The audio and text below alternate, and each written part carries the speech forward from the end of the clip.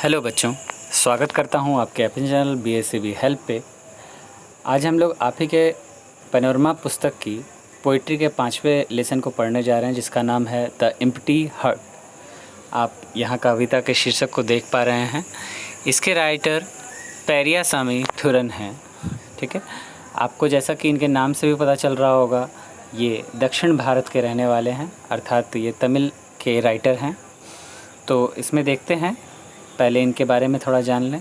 पेरियासामी थुरन जो हैं, इनका देखिए, इनको साउथ की भाषा में किस प्रकार से लिखा जाता है, इनका नाम का स्पेलिंग थोड़ा सा अलग है, लिख सकते हैं इस तरह से भी। इनका जन्म 1908 ईस्वी में हुआ था तथा 1987 ईस्वी में इनकी मृत्यु हुई थी। ए डिस्टिंग्विश्ड तमिल राइटर, ये एक बहुगुण वाले, मतलब बहुत सारी भाषा को जानने वाले एक तमिल राइटर हैं। First made his name as a writer of short stories and poem. इन्होंने सबसे पहले अपना नाम कमाया एक राइटर के रूप में, जब ये छोटी कहानियाँ लिखा करते थे, मतलब छोटी कहानियाँ और कविताओं की रचना जब ये करते थे, तब इन्होंने राइटर के रूप में अपना नाम कमाया। However, he is best remembered today as the editor of famous 10 volume general encyclopedia in Tamil, Kalai Kanjiyam. ठीक है, यहाँ पर इनको जो है जाना जाता है इनके एक और काम के लिए, जो इन्होंने बहुत अच्छा काम किया।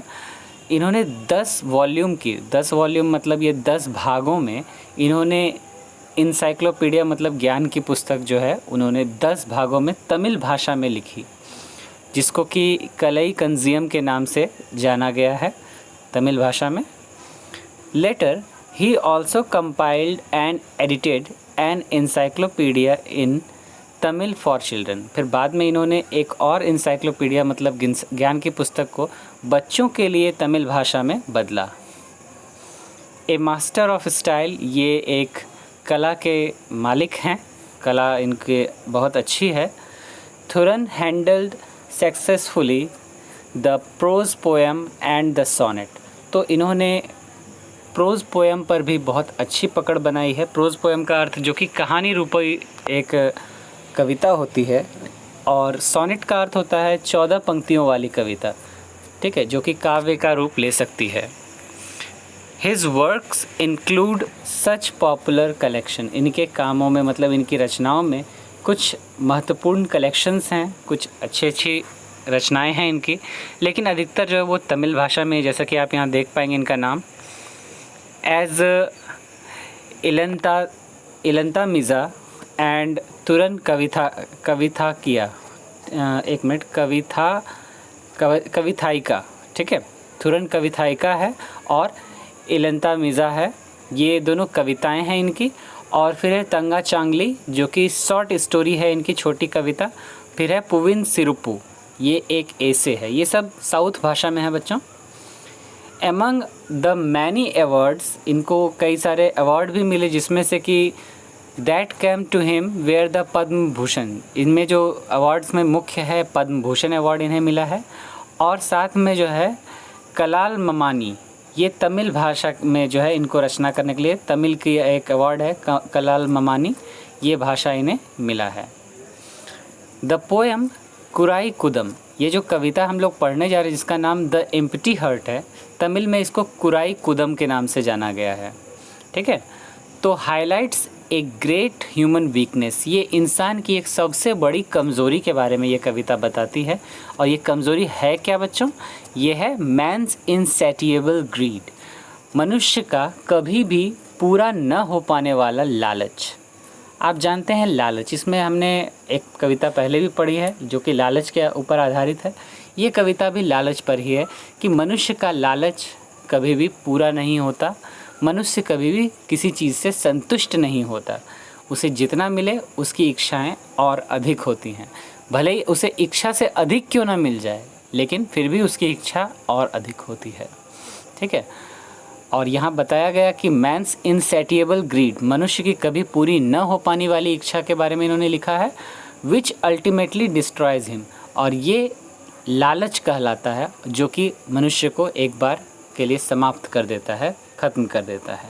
ठीक है बच्चों, पहले हम कविता पर जाएं, इससे पहले यहाँ पर देखिए कुछ बातें यहाँ पर की गई हैं। इस बातों को देखें कि यहाँ पर क्वेश्चन जो अराइज किए गए हैं इसको भी थोड़ा आप जान लें। बाद में तो मैं इनका प्रश्न उत्तर आपको दे ही दूँगा। पहले यहाँ पर है कि what is your opinion about A greedy man. एक लालची व्यक्ति के बारे में आप क्या सोचते हैं।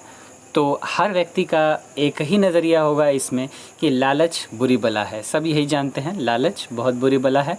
दैट मीन्स कि हमें लालच नहीं करना चाहिए किसी भी केस में। जितना मिले उसमें संतुष्ट रहिए और आगे और मेहनत कीजिए, ताकि मेहनत से जब आप प्राप्त करेंगे तो आप अपने आप जो है आगे बढ़ने लगेंगे और उन चीज़ों से आपको संतुष्टि होने लगेगी। फिर है what does he do to satisfy his ambition. एक लालची व्यक्ति अपने लक्ष्य को प्राप्त करने के लिए क्या करता है। तो सीधा बात है, क्या नहीं करता है। हर एक काम तो वो कर देता है अपने लक्ष्य को पूरा करने के लिए, चाहे वो सही हो या गलत। उसके लालच की पूर्ति के लिए हर काम उसे सही लगता है। ठीक है। फिर अगला है what ultimate result does he have to come across. और अंततः उसे परिणाम क्या भुगतना पड़ता है। परिणाम यही कि जब हम इस दुनिया से जाते हैं तो हम कुछ लेकर नहीं जाते। तो हमें जितना मिला है उसी में हमें रहना चाहिए। ठीक है बच्चों। तो इससे पहले कि हम कविता पर जाएं, इस कविता में आप देख रहे हैं कि कई सारे शब्द ऐसे हैं जो कि आपको थोड़ा भारी लगेंगे। तो मैं ये चाहूँगा कि आप पहले इनके वर्ड मीनिंग्स को लिख लें। वो मैं आपको उपलब्ध करा रहा हूँ। देखिए यहाँ पर आप देख पा रहे हैं इस कविता से जुड़ी हुई जितनी भी कठिन शब्द हैं वो मैं आपको उपलब्ध करा रहा हूँ। आप इसे अपनी कॉपी पे लिख लेंगे। एक एक करके मैं इसे स्लाइड करके आगे बढ़ा रहा हूँ। आप इसे लिखने का प्रयास करेंगे वीडियो को रोकते हुए।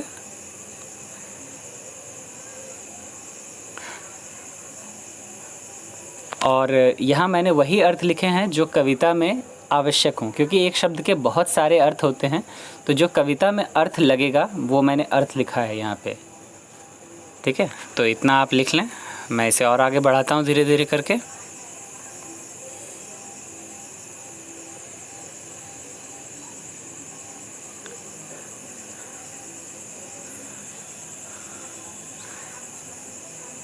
अब बच्चों इस अर्थों को आप अपनी कॉपी में एक जगह अच्छे से लिखेंगे, क्योंकि ये अर्थ आपको आगे भी काम आएंगे। आप देखते हैं परीक्षा में कविताओं के कुछ 4 पंक्तियाँ दे दी जाती हैं और उनसे प्रश्न पूछे जाते हैं। तो आप उसके लिए कविता को ध्यान से पढ़ेंगे और शब्दों को ध्यान में रखेंगे, क्योंकि ये शब्द न सिर्फ अभी आपको काम आएंगे बल्कि भविष्य में जब आप मैट्रिक के बाद इंटर की परीक्षा देंगे तो वहाँ पर शब्दों का ज्ञान बहुत आवश्यक है। साथ ही साथ आप आगे पढ़ाई करेंगे, कंपटीशन की तैयारी करेंगे तो वहाँ पर भी शब्दों का ज्ञान बहुत ज़रूरी है। जब तक आप शब्द नहीं जानेंगे आप कुछ भी नहीं कर पाएंगे। ठीक है। तो शब्दों को कम से कम वर्ड पावर बनाइए, ताकि आप अपने इंग्लिश स्पोकन को भी और अपने ग्रामर को भी ठीक कर सकें। तो उम्मीद है बच्चों आपने ये सारे शब्द लिख लिए होंगे अपनी कॉपी में। अब हम आगे बढ़ते हैं वापस अपनी कविता पर। यहाँ से हम शुरू कर रहे हैं अपनी कविता को। आप शीर्षक फिर से देख पा रहे हैं, द एम्प्टी हर्ट। ठीक है बच्चों। तो शुरू करते हैं कविता को। यहाँ पर है, the man was rich but not content. वह आदमी अमीर था। ठीक है। वह आदमी अमीर था लेकिन संतुष्ट नहीं था। But not content. अमीर था पर संतुष्ट नहीं था। Morning, Noon and night he went. चाहे वो सुबह हो, दोपहर हो या रात हो, वह हर समय जाता था। देखिए कहाँ जाता था। To the wish yielding tree. एक इच्छा पूर्ति पेड़ के पास। ये एक ऐसा पेड़ था जो लोगों की इच्छा पूरी करता था। तो वो सुबह, दोपहर, शाम हर समय उस इच्छा पूर्ति पेड़ के पास जाता था। And prayed. और उससे प्रार्थना करता था।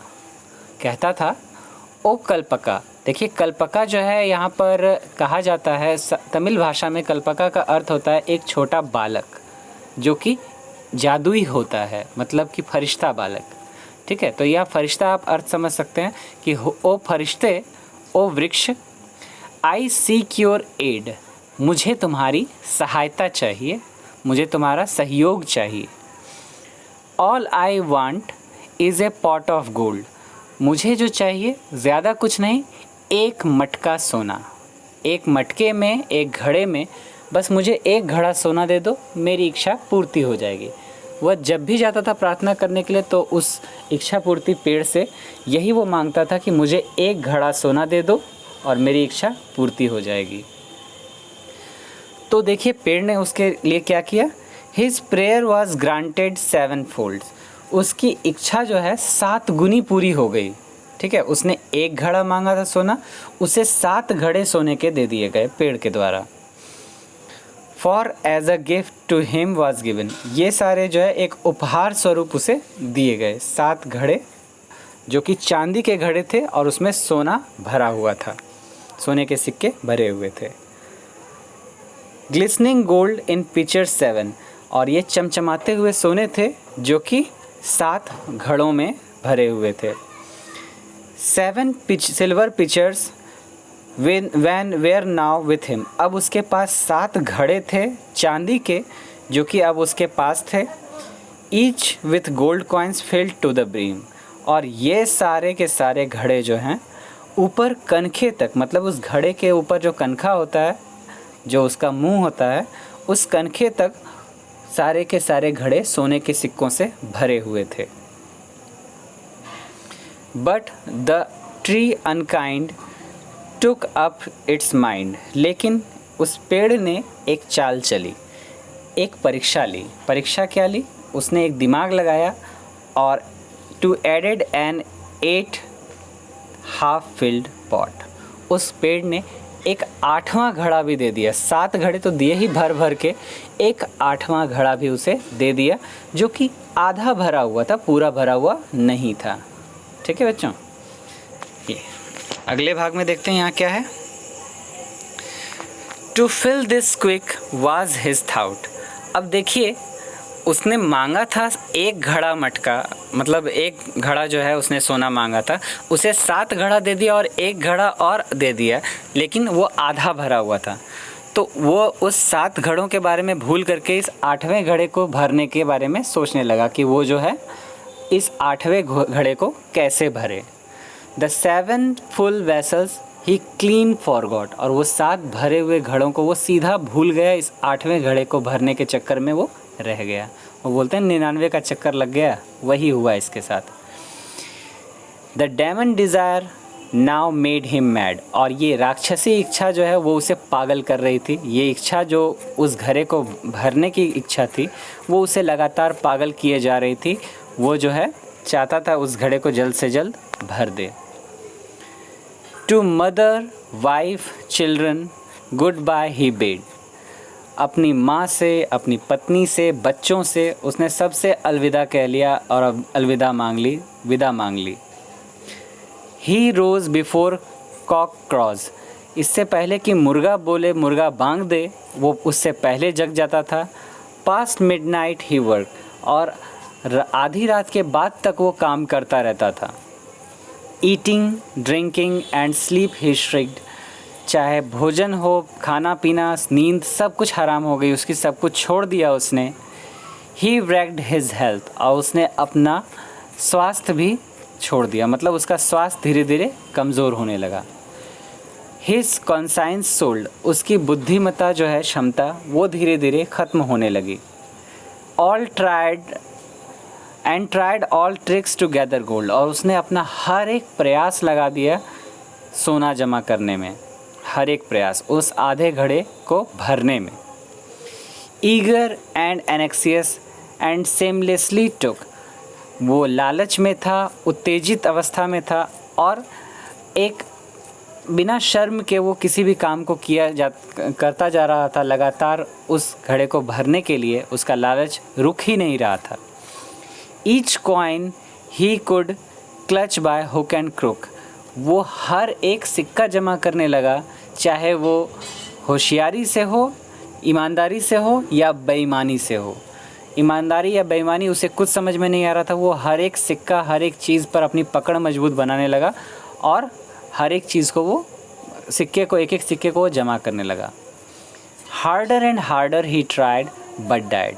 उसने बहुत कठिन परिश्रम किया, बहुत ज़्यादा कोशिश की, लेकिन वो मर गया। वो उस घड़े को नहीं भर सका, क्योंकि बच्चों कहते हैं ना कि लालच का घड़ा कभी भरता नहीं है।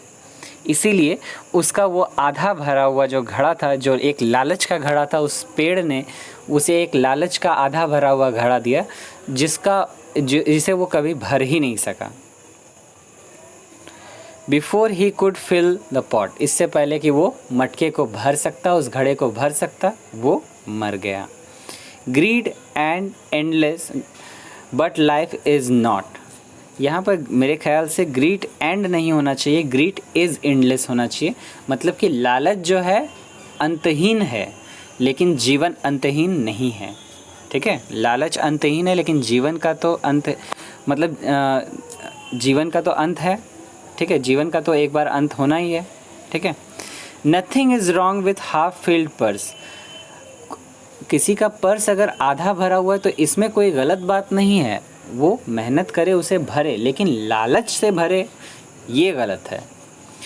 This is the void in the heart that is a curse, लेकिन ये अगर बात आप हृदय से ले लेते हैं, आपका पर्स आधा भरा हुआ है, इस बात को आप अगर दिल से लगा लेते हैं कि मेरे पास पैसे अभी कम हैं, आधा है, मुझे जल्दी से जल्दी इसे भरना है और मुझे पैसे खर्च नहीं करने हैं, तो ये एक श्राप की तरह होगा। मतलब कि आप जो है अपने पास जो आधा पैसा है आप उसकी फ़िक्र नहीं करेंगे, आप उसे भरने की फ़िक्र करेंगे, और यही लालच एक दिन आपके प्राण को आघात पहुंचाएगा।